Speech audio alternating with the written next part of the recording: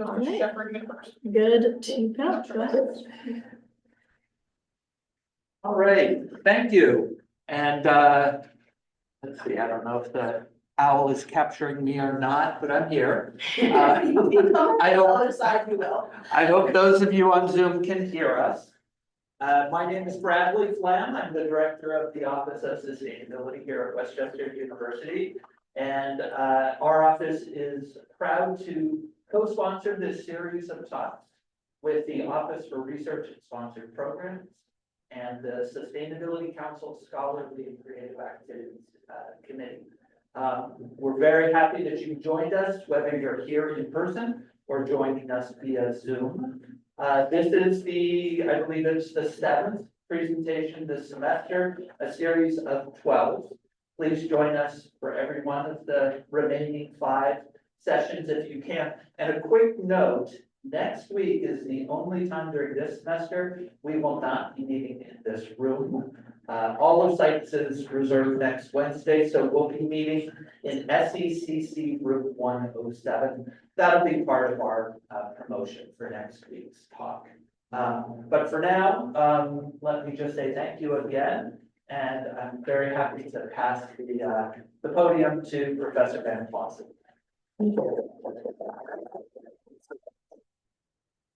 So I'm just going to reiterate a few things. Hello and welcome to this research practice and seminar.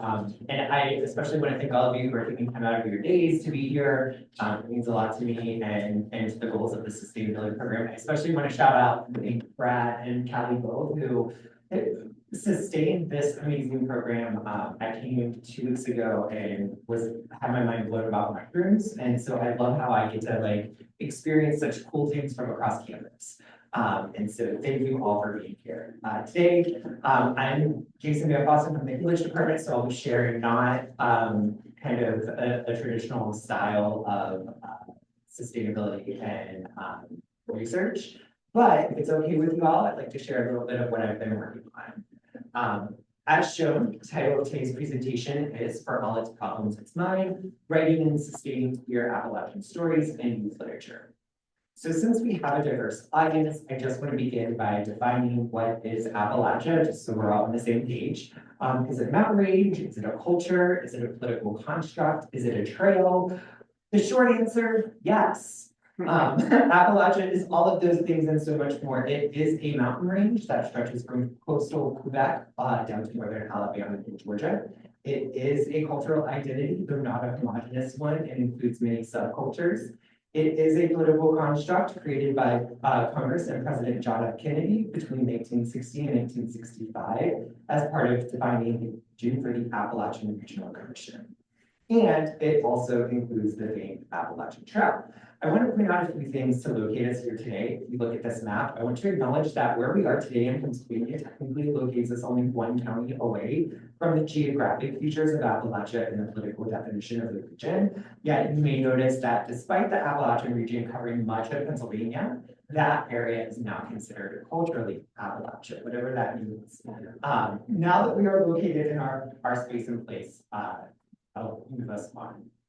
So in doubly embraced LGBTQ literature in Appalachia, the first full-length study to address the topic, Allison E. Carey contends that queer Appalachian authors in their works have been doubly erased, disregarded within the literature of the United States because they're Appalachian, regionalist, local color, etc., and overlooked or excluded from the Appalachian literary tradition because they were. Similarly, in Appalachian children's literature and annotated bibliography, Roberta T. Karen and Sheila Quinn Oliver argued historically regional literature and children's literature have not been given the attention or respect that mainstream adult literature enjoys. So it stands to reason that a body of regional children's literature would suffer an even worse fate. Collectively, these 2 analyses suggest that queer Appalachian youth literature may be deemed triply erased, given its status as regional, queer, and youth literature. Though critics may question the effects of erasure on readers, Adam Denny, a queer Appalachian educator, unequivocally claims, make no mistake, erasure is an act of violence. Literary erasure harms readers, particularly marginalized readers who cannot find their experiences, values, beliefs, and perspectives sensitively representative in the stories they read. Representing the diverse experiences of young, queer, and regional people not only counters this narrative, but it also counters the erasure and the depictions that serve as reparative healing and affirming functions to readers who are either misrepresented or rarely represented in books. Many critics and writers have promoted the importance of combating literary erasure. In her landmark essay on the importance of diverse representation in literature, Windows, Mirrors, and Sliding Glass Doors, Rudine Sims Bishop explains, quote, books are sometimes windows offering views of worlds that may be real or imagined, familiar or strange. These windows are also sliding glass doors, and readers have only to walk through in imagination to become part of whatever world has been created or recreated by the author. When lighting conditions are just right, however, a window can also be a mirror. Literature transforms human experience and reflects it back to us. And in that reflection, we can see our own lives and experience as part of the larger human experience. Reading then becomes a meaning of self-affirmation, and readers often see their mirrors in books. Bishop's theory advocates for representing marginalized experiences so readers who share the same identities can read books that operate as mirrors to affirm their selfhood, develop confidence, and validate their lived experiences. Bishop further clarifies that members of dominant social groups who have always found their mirrors in books need books depicting experiences different from theirs to serve as a window to create understanding and empathy for lives, cultures, histories, and backgrounds unlike their own. She notes that not all representations fulfill these goals, and readers should also consider the quality of representations by acknowledging, quote, when children cannot find themselves reflected in books, they read, or when the images they see are distorted, negative, or laughable, they learn a powerful lesson about how they are devalued in the society in which they are a part. Traditionally published books then reflect larger societal values about whom the publishing industry considers worthy of representation in books and how those identities are represented. Queer teenagers in Appalachia rarely find their lives accurately and sensitively depicted in books, if depicted at all. This absence, as Bishop notes, tells a story of disregard. When writers include Appalachian stories in news literature, these depictions often reify stereotypes, such as the hillbilly and redneck tropes that have already pervaded discourses about the region. This bias exists, as Heron and Oliver alluded to previously, within the larger scholarship of youth literature. Bishop's essay has been justly cited to advocate for more diverse representation in youth literature, yet scant work has been forwarded to elevate Appalachian youth literature, even as Bishop's essay offers Appalachian youth literature as a supporting example. Using Sandra Dutton's Tales of Belvedere Copenhagen as a representative text, Bishop explains Dutton's writing and narrator, quote, echoes the rhythms, the grammar, and the color of many of the people who inhabit the Appalachian Mountain region. Despite publishing this essential essay in 1990 that advocates for more writing and research of diverse stories, including regional writing, Appalachian youth literature has yet to receive the advancement or acclaim to account for the prevalence of Appalachian youths. Subsequently, queer Appalachian literature fares worse in mainstream publishing and critical scholarship, despite the prevalence and existence of queer teenagers in the region. The 2017 Youth Risk Behavior Survey concluded that West Virginia, the only state entirely in the Appalachian region, as established by the ARC and by the cultural definition, has the highest percentage of trans teenagers per capita in the United States. More recently, the authors of the prevalence of gender diverse youth in rural Appalachian region noted, quote, a fourfold increase in prevalence of gender diversity in our sample compared with the 2017 YRBS survey. And the real distinction there is they use different terms to be more inclusive and found that the rates went aggressively higher. These two studies suggest that overwhelming existence of queer youth in Appalachia, even as mainstream representations and larger cultural narratives, present the region as lacking racial, gender, and sexual diversity and unwelcoming toward LGBTQIA+ individuals. Despite the research indicating clearly diverse Appalachia, this erasure continues in literature and larger cultural narratives that ultimately create disregard for these identities in these places. A few contemporary young adult writers, however, refute this simplistic narrative in their fiction to combat the stereotyping of the Appalachians and to combat the ongoing erasure of diverse Appalachian experiences. For the sake of time for today's presentation, I'm just going to focus on one representative example that has become the nexus of my research and thinking. I suggest that author Andrew Joseph White's encounters the dominant narrative of queer erasure in young adult Appalachian fiction in his 2024 novel Compound Fracture, which recently earned a Michael L. Prince Honor for Excellence in Young Adult Literature at the 2025 Youth Media Awards. Not only does White represent queer experiences in Appalachia through his main character, but he also queers the storytelling to challenge binary ways of thinking and rewrite queer Appalachian history into existence, to undermine the ongoing erasure of young queer people in Appalachia's past, present, and future. Set in the fictional Twist Creek County and the small town of McLaughlin, White's novel tells the story of Miles Abernathy, an autistic and trans 17-year-old West Virginian, as he navigates an inherited family feud with the local sheriff's family. The story begins with Miles stealing photographic evidence from his father's safe that would expose the sheriff as a murderer and provide solace for Miles's former best friend Cooper, who lost his mother when Sheriff Davies burned her to death in an alleged car accident. Noah Davies, the sheriff's son, violently attacks Miles in the woods on graduation night and reignites a feud that goes back to 1917 when Davies' ancestors publicly executed Miles's grandfather, Saint Abernathy, for leading a fictional mining revolt that White places within the actual West Virginia mining wars. The remainder of the novel follows Miles as he navigates coming out, exploring autism, attempting to understand and erase or manipulated local history, advocating for change in his community, and even covering up a peer's accidental death and a peer's murder. April Spisak, who reviews the novel for the Bulletin of the Center for Children's Books, writes that Miles is a fascinating and deeply sympathetic protagonist in his narration as an autistic, socialist, trans, and unreservedly proud West Virginian. Oxy additions, crippling poverty, and conservative politics be damned, Kid is immediately compelling. Spisak's review acknowledges White's expert exploration of the tension between the rural West Virginia setting and Miles's neurodivergent queer identities, to signify the ways White refutes simplistic narratives of Appalachia and queerness. In the novel, White presents two perspectives of West Virginia and uses these perspectives to characterize Miles while also positioning him within his community and in relation to the reader. The Appalachian setting, and more specifically Twist Creek County, West Virginia, saturates Miles's story, leading to articulated attitudes about the landscape. Early in the novel, Miles reveals his relation to place and implies how place and culture informs his values and understanding of the world again. He begins, if you grow up in West Virginia, there's mainly two ways to think about place. This line establishes a bifurcated perspective of the state and constructs Miles, who later explores an autism diagnosis, as a binary thinker who engages in a form of all or nothing thinking here. In other words, according to Miles, there are two ways to view the state, yet this position ignores the possibility of existing in the middle of these two frameworks or outside the binary in ways that would otherwise queer his ideology. The first framework that Miles presents reinforces a metronormative narrative that reflects larger, predominantly liberal and urban views of West Virginia.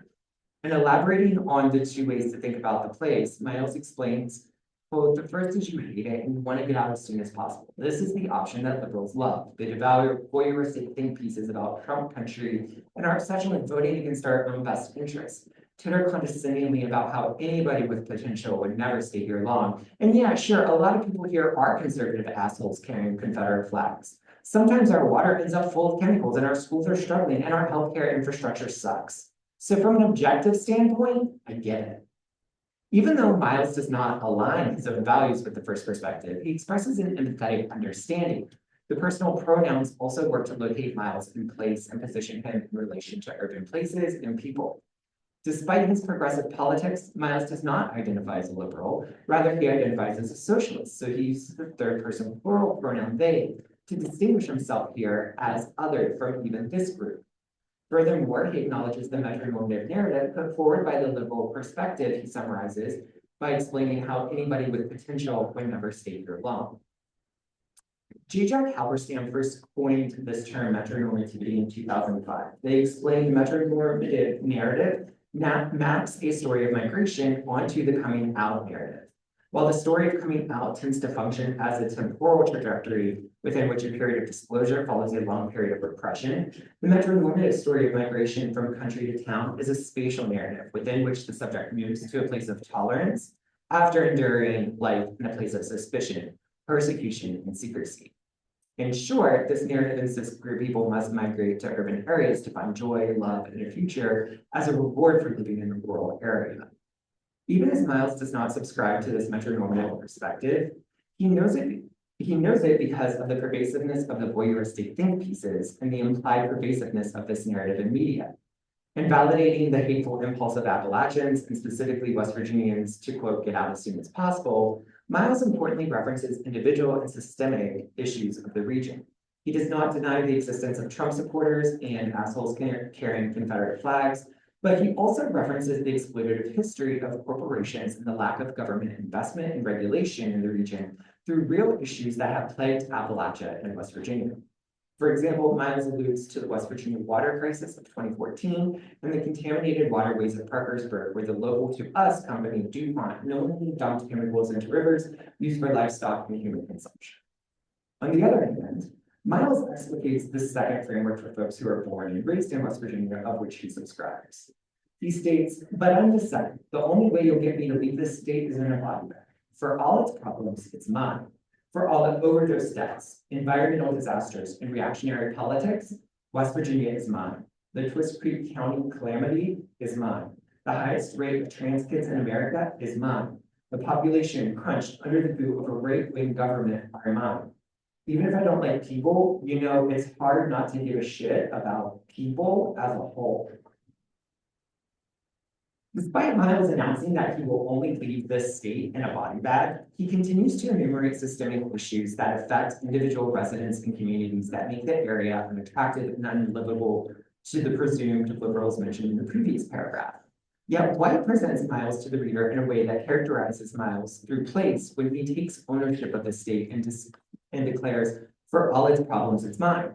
Significantly, Miles owns the best aspects of the state, pride in the highest rate of trans and gender nonconforming teenagers in the United States, and the mining wars that led to the creation of many labor unions, as well as the more difficult aspects, the center of the opioid epidemic, environmental disasters, such as those listed above, but also the increase in devastating flood from mountaintop removal and urban development, a violent history, and a present-day government that seeks to keep Appalachians oppressed and overlooked.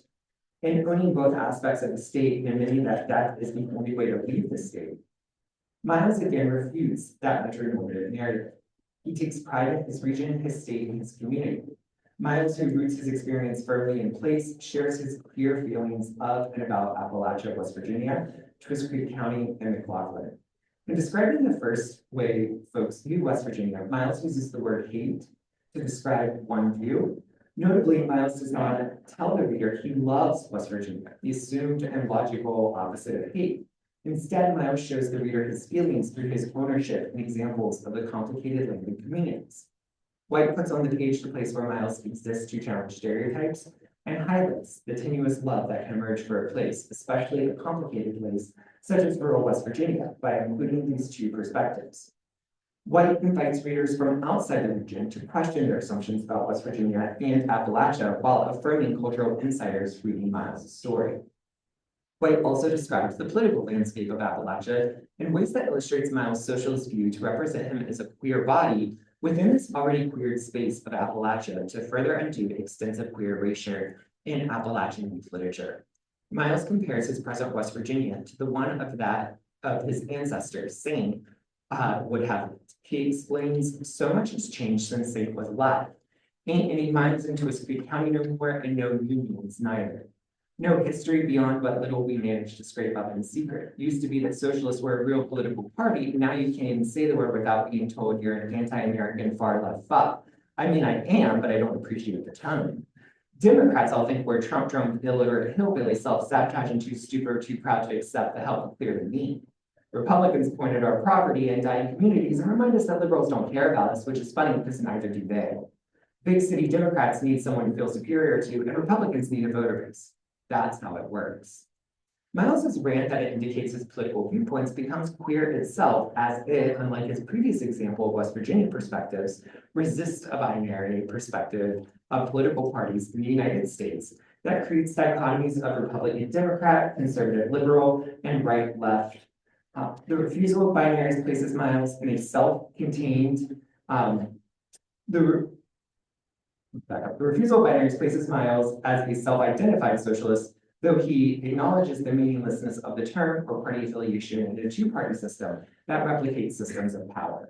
More revealing, however, Miles exposes the paradoxical visibility and invisibility of Appalachia as a region by explaining how the land and the people that inhabit it have become political symbols for Republican and Democratic rhetorics that characterize Appalachia in a way for both parties to dismiss them, even as the collective voting power can, and sometimes does, influence politics.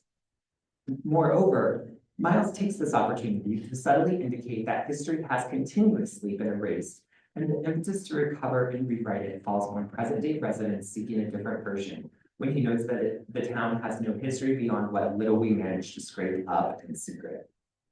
And White uses the fictional story to reclaim and rewrite part of that history that Miles acknowledges is missing from the record, particularly a queer Appalachian history that challenges larger attempts of queer erasure.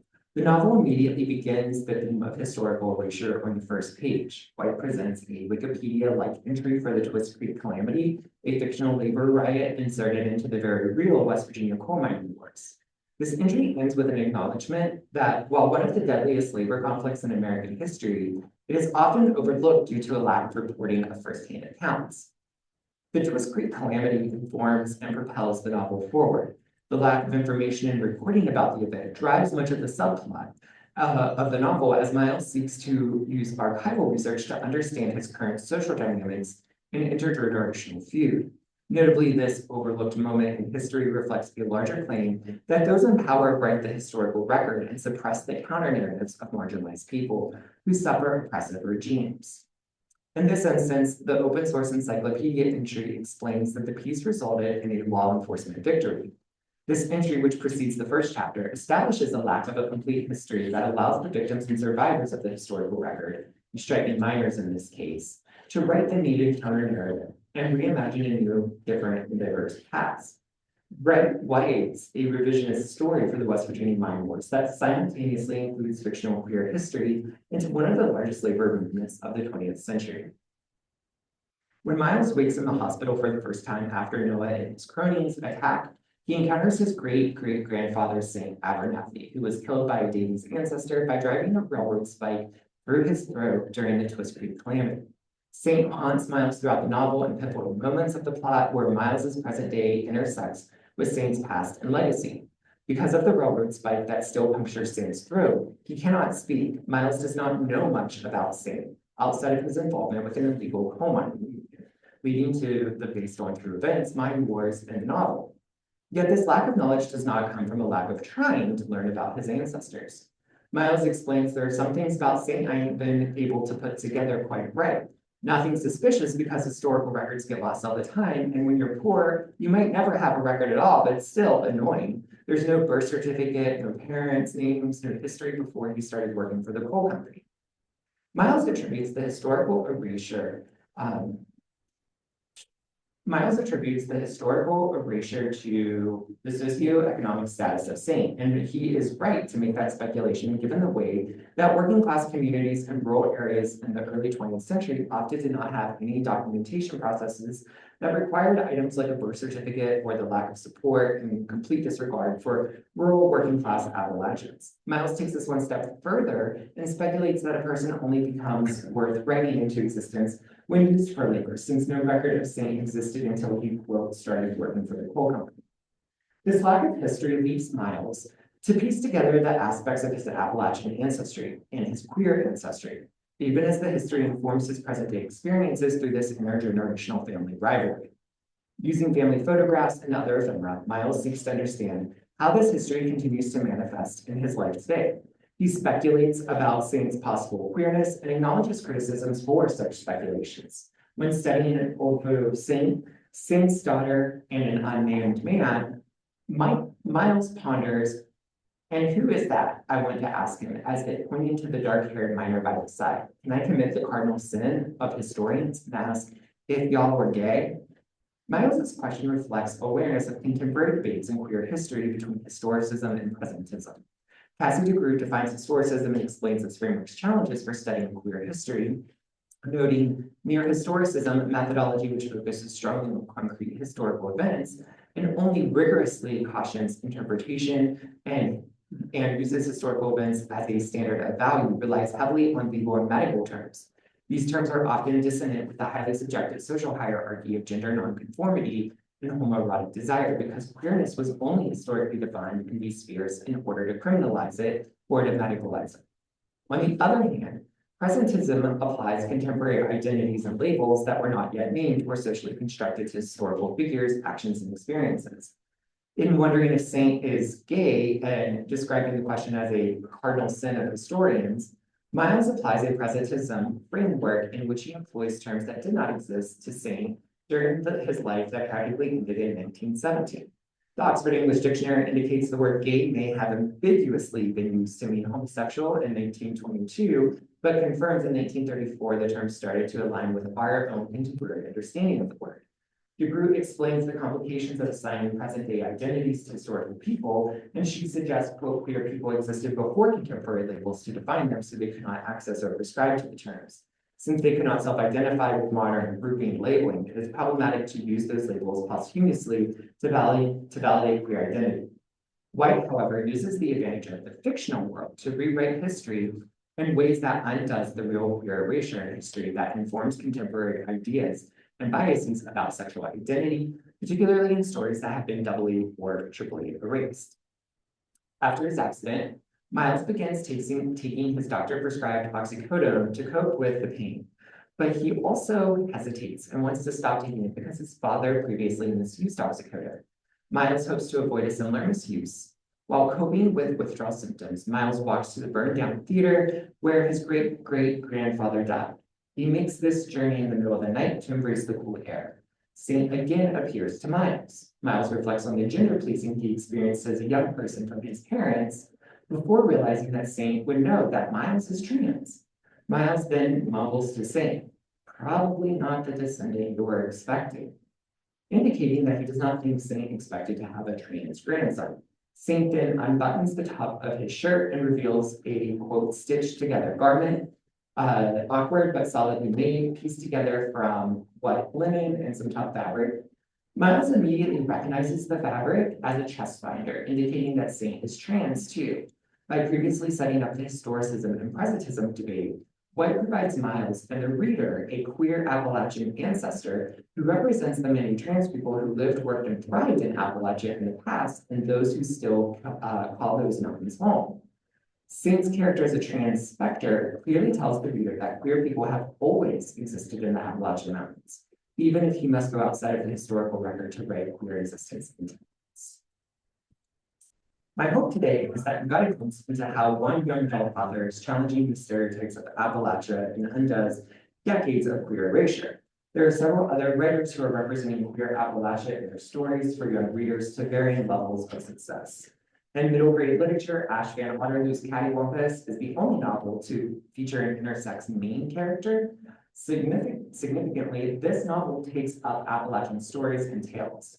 Julia Watts has published multiple young adult books about queer Appalachia, yet her work remains largely unknown because despite winning a Lambda Literary Award with one of her early books, she has chosen to publish with smaller presses because of the challenges she faced in mainstream publishing as a queer Appalachian author. These stories of queer Appalachia have always been important, and I believe they have only become more important as J.D. Vance, the author of Hillbilly Elegy, a memoir of a family in crisis and a culture in crisis, has received national and international attention as the newly elected vice president. His book returned to the New York Times bestseller list during his campaign, and for anyone unfamiliar with this book, Vance presents a very problematic depiction of Appalachia disguised as a memoir that replicates damaging stereotypes and narratives about the region that are just simply not true. Finally, I received the Wilma Dykeman Faces of Appalachia Postdoctoral Research Fellowship, which is funded by Appalachian Studies Association and the National Endowment of the Humanities. Much of this work presented here and in my other work would not be possible without this financial support. I suspect that not many folks here are familiar with this fellowship, but if you are, that's super great. So I would like to just share a little bit of information about it as another step of advocating for this region and the diverse populations that call this place home. So the fellowship honors Wilma Dykeman Stokely, whose nonfiction and novels chronicle the people and land of East Tennessee. to support research related to the goals of the endowment, promoting scholarship on gender, including gender identities and sexualities, race and/or ethnicity in Appalachia. Even when the United States economy flourishes with supporters of the humanities and the federal government, the humanities have faced an uphill battle to earn recognition and funding. Now more than ever, it is important to showcase the kinds of programs, grants, and awards that are disappearing because the funding for the humanities is also disappearing. This fellowship has recently supported work on Black Appalachians during the Civil Rights era, Latinx music in Appalachia, queer Appalachian literacies, and Mexican immigrants in West Virginia industries. And it remains uncertain if the award will continue because of the explicit focus on gender, race, and ethnicity in Appalachia. So if you haven't already, please do consider advocating for important funding for these sorts of organizations and institutions that rely on these kinds of funding opportunities to create a more inclusive and diverse history and future for everyone, and especially queer young people who are finding their identities under attack daily. Thank you, and I hope we can have a robust discussion.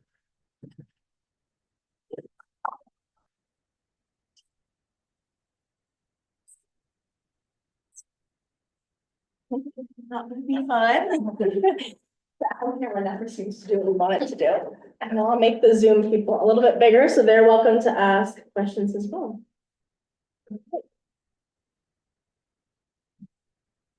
So for those of you on Zoom, if you have questions, just feel free to unmute yourself. And there we go. Perfect. I'll fix the camera. Zoom in the right spot. Hopefully. I had just a very simple question to start. The scholarship you mentioned at the end, is that a Westchester University scholarship or is that a national? No, so it's a national scholarship through the Appalachian Studies Association is the one who awards it, but it's partly funded by the National Endowment for the Humanities. So it as a National Endowment for the Humanities.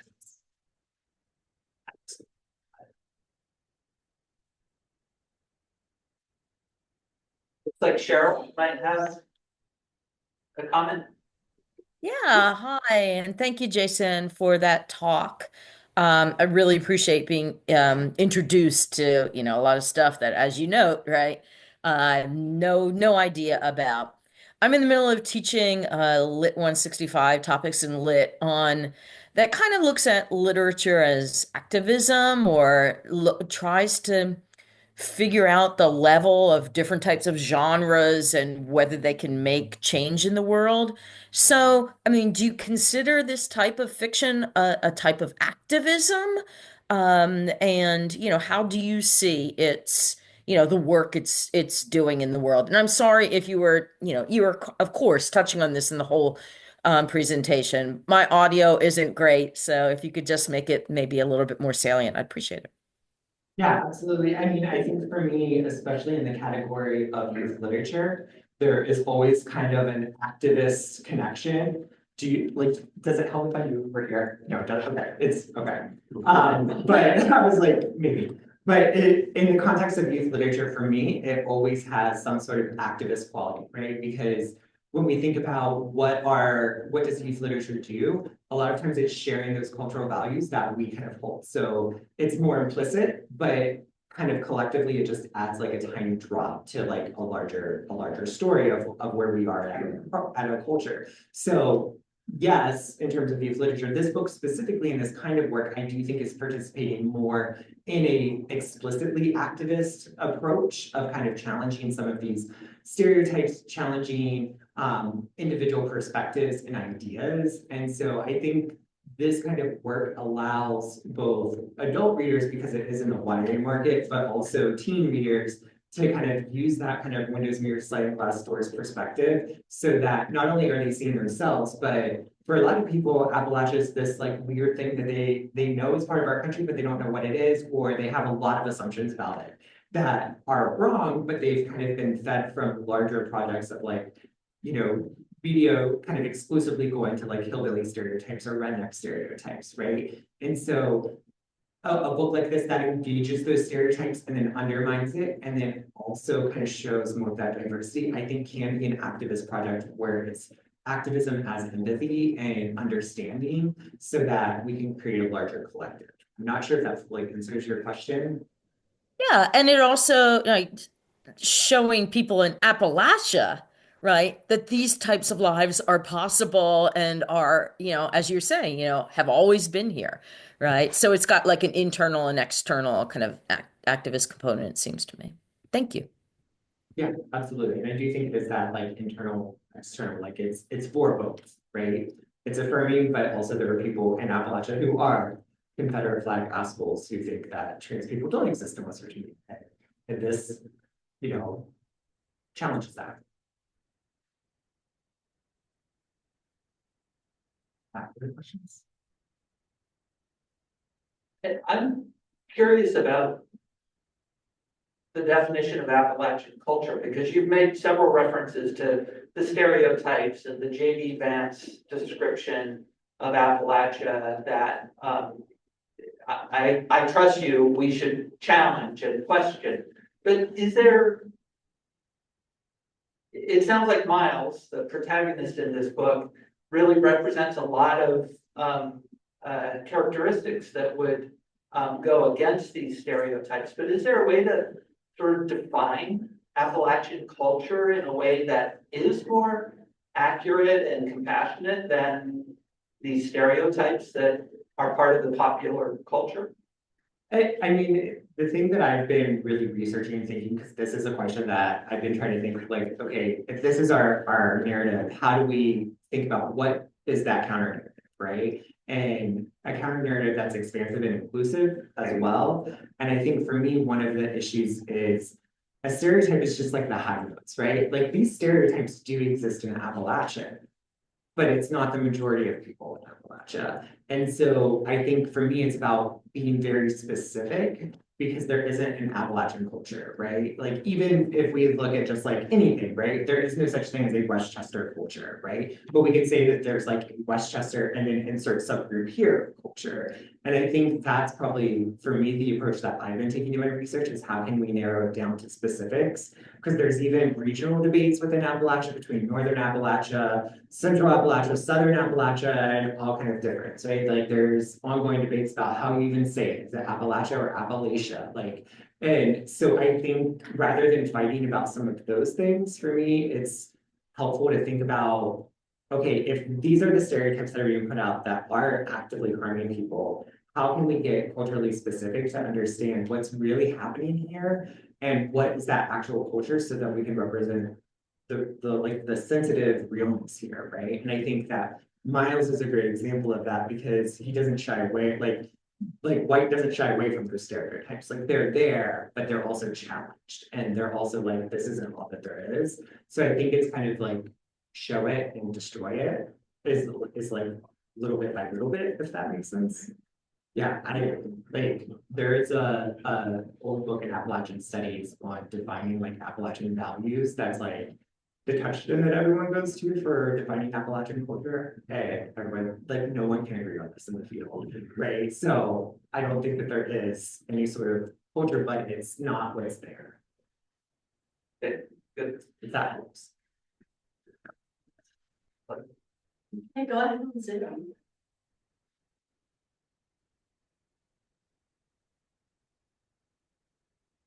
Make it clear that there we go. Hi, Jason. I have it's not even a question. It's just a recommendation. The character of Miles really resonated with me. Last night, I just happened to watch on Netflix the new documentary movie. It's called Twister, Caught in the Storm, and it's about the horrific Joplin, Missouri tornado in 2011. And it's a documentary of real people, and there's an LGBTQ activist in that documentary. His name's Cecil Cornish, and he's from the town, and he survived the twister, and he talks about that. He talks about like some of what you have quoted from Miles, that the community can be imperfect, and yet the community is his. And he wants to stay there, and he has continued to stay there and do LGBTQ outreach in Joplin, Missouri, which is a very red conservative Christian community.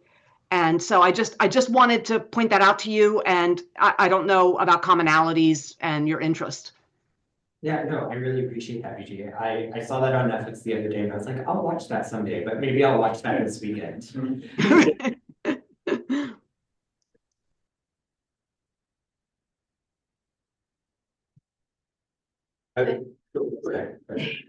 I'm curious what that like student or reader perspective is. Like, have you had conversations with people that have also read that book, or like how it's being perceived and understood by the younger generation? So I have only had one conversation. So it came out last fall, and I wanted to say September of 2024. So it hasn't been around as long to kind of get some of those conversations. But last semester I was teaching first year experience, and I like made a reference to Andrew Joseph White, compound fracture.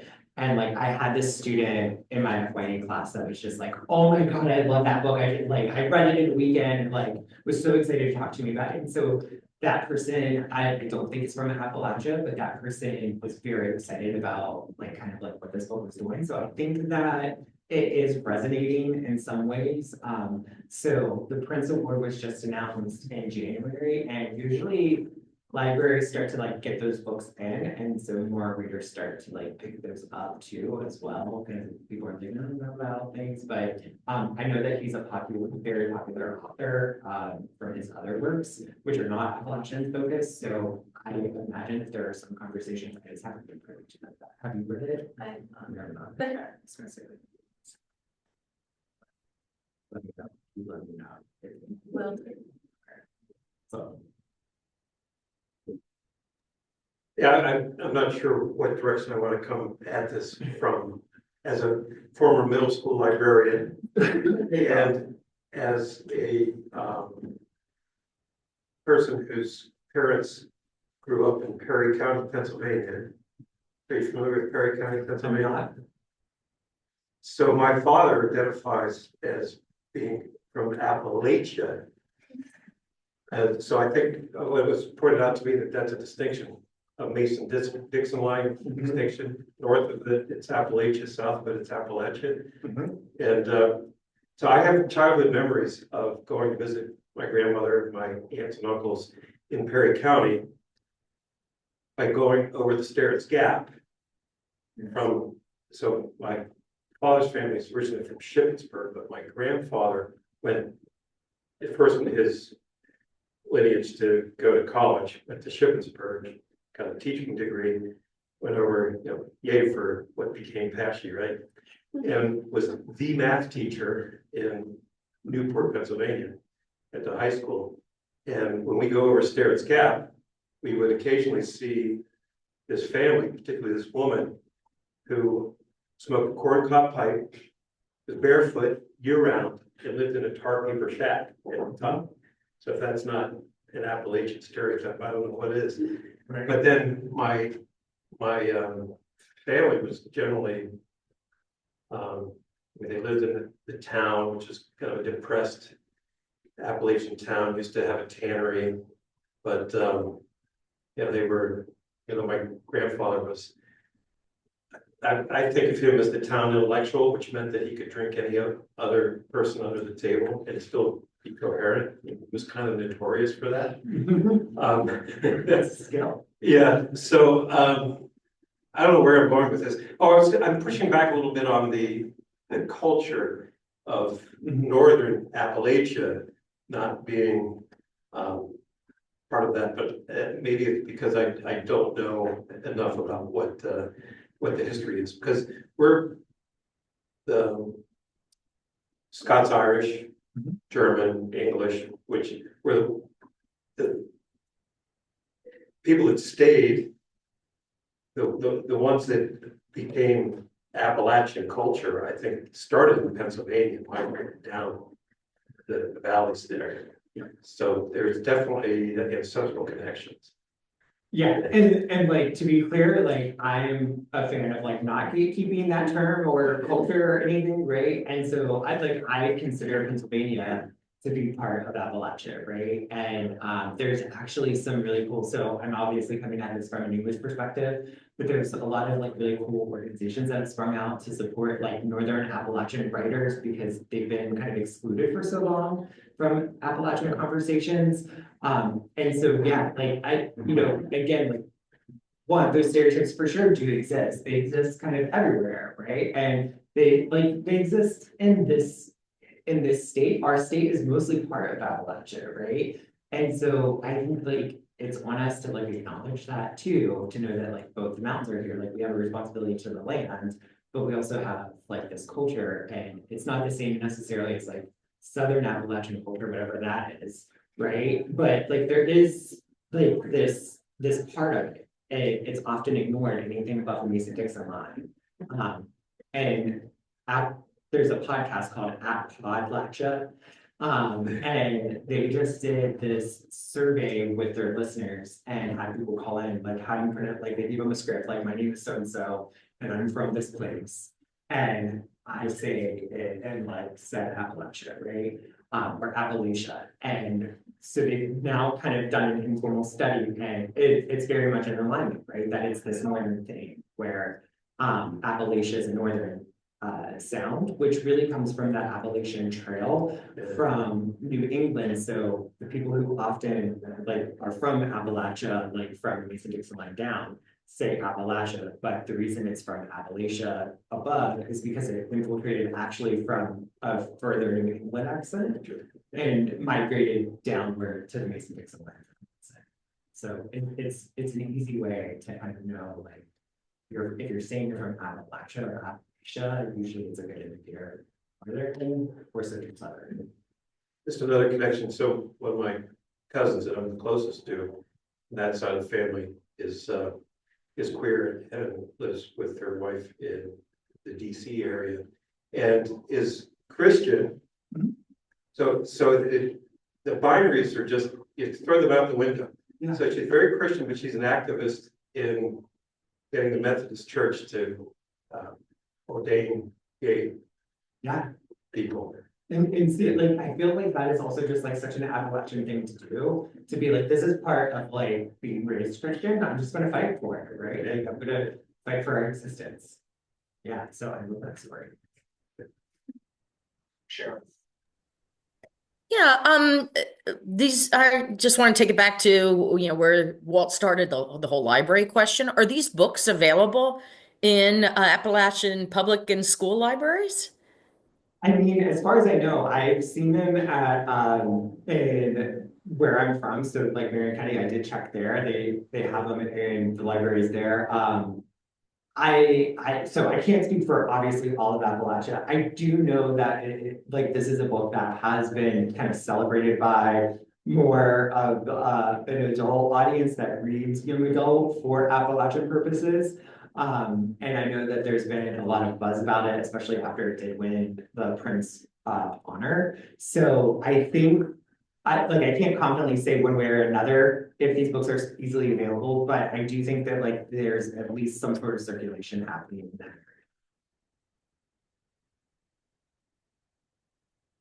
area. We're at 10 minutes to 1, and we usually pause at this point because some people have to get to a class at 1 o'clock. Do you have time for another couple of questions if people want to stay? Yeah, absolutely. Okay, good. So please join us in thanking Professor Vanfosson one more time. And I don't have a question, but I just wanted to comment that I really appreciated the excerpts that you put into your presentation. I felt I got a sense of who Miles is just from the way Miles phrases ideas. And it seems like being trans is part of Miles's identity, but also being neurodiverse, being very politically astute and insightful, being really a proud West Virginian. So I really love that there's just this sense of a complicated whole person for whom being queer is part of the identity, but not the only part of the identity. Right, I'm so glad you picked up on that because that's been a big debate in war and peace literature is kind of like in LGBTQ lit, for young people, it's kind of like, well, it's all about like coming out or like learning that you were a certain identity. And this skips all that and just goes straight to like, no, this is who I am and it's complicated. Like, just as I'm sure all of our lives are super complicated, right? And so that kind of nuance, I think, is like really well done in this book. Yeah, so I'm glad that came across in this stuff. Yeah, I'm looking forward to reading. I will give you a warning though, if you are looking forward to reading it, it is a very aggressive. Like, it is. You can tell, yeah. Like, you might wanna, like, it starts off with a hate crime, just like, it kind of goes down from there. Like, Handle it. So Jason, if it's not too impertinent, could you tell us a little bit about your own personal story and coming to this interest? yeah, so, I was born and raised in rural West Virginia in the kind of foothills of the mountains and lived here rurally all my life. And then I went to college in West Virginia because I was a working class student. And so they had a scholarship where if you got a good enough grade, like the state would pay for a state college tuition. It was the only way I could go. But that was like, I knew a way for me to leave. And so I was like, I was into the narrative of you have to leave, And it's one of those things I think that once you leave a place, that's when you realize you actually loved the place. Like you grow up hating a place so much and then you leave and you're like, oh, damn, I miss that. And so that was my experience. And I did my dissertation on road trips and young adult novels. And that, right, like, so it was super fun, but doing that there was kind of a convergence of events. Part of that was thinking about space and place a little bit differently than I had before, which made me also think about the spaces I came from, the places I came from. And so that's where I kind of stumbled upon this metronormativity theory. And I was like, I feel like there's something in this where we're still kind of saying this. And if anyone's familiar with the Dan Savage Gets Better project, the whole, like if you watch all those videos, it all begins. I started off as a young rural person and I moved to a city and then my life was better. Like it's not that it got better, it's that I moved and it got better. That's not always what people want to do or can do. It's a very privileged position. So that kind of made me think a little bit more about Appalachia, like who's not being talked about or talked to. And so just kind of those convergence of things. I was like, oh, like I also fell victim to like the stereotyping myself of just kind of like, oh, like no one's gonna care about this. Like you really can't research Appalachia, can you, right? Like, and so I was kind of ashamed and embarrassed, right? Like this kind of like having to navigate academic spaces outside of Appalachia, like trying to code switch in those ways. So then I was like, you know what, screw it. Like, this is what we're doing now. Once I was like, this feels more important than what I was working on. So that's kind of where we landed. So we got here. But you're very young adult book or literature oriented. Yeah, so all of That's my specialty. yeah, my training is in middle grade and adult specifically. Yeah. Yeah, yeah. I was in middle school librarian for 10 years in the pre-Harry Potter, beyond the Prodigy internet era. And one author I can remember, you know, you saw her at a literature conference, Cynthia Voigt, you know her? Yes, I do. I think was her book set in Appalachia? Are you? So there's Cynthia Voigt, and I think she might have like one book, but Cynthia Ryland is maybe who you're thinking of. Like almost all of her books are set and Yeah, I'm thinking of Cynthia Voigt. Cynthia Ryland sounds vaguely familiar, but I haven't gotten very familiar with her. And both of those kind of cross boundaries too. Just not like just on picture books or just on. And then is Paul Fox's novel sometimes set?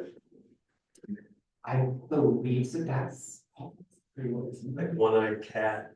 yeah. That was pretty rural, but I don't remember exactly where that was set. And so that's part of the hardest part of my research is where are these books set? Because sometimes they're in fictional places. Yeah, that are it's not like explicit, right? right? Or they're in places that are real, but like based off of like this place, or it's and yet another, you know, it's very hard to define like even what is an Appalachian book, you know, and then you throw in the maps that. Like, is Pittsburgh considered, any books set in Pittsburgh is an Appalachian book, because Pittsburgh is a city in Appalachia. Right. But if you don't consider Northern Appalachia, Well, what about Allison Bechdel? right, absolutely. Yeah, Yeah, I think that Allison Bechdel is an Appalachian area. I think so too. Yeah, especially fun. Yeah, So, exactly, because that's when she's growing up in Beach Creek. Yeah. Yeah. Yeah, well, I have a few minutes if anyone wants to stay in chat, but I also want to respect all y'all's time, because I know that especially you two are like always sitting on there. You're probably busy. Oh, we're staying.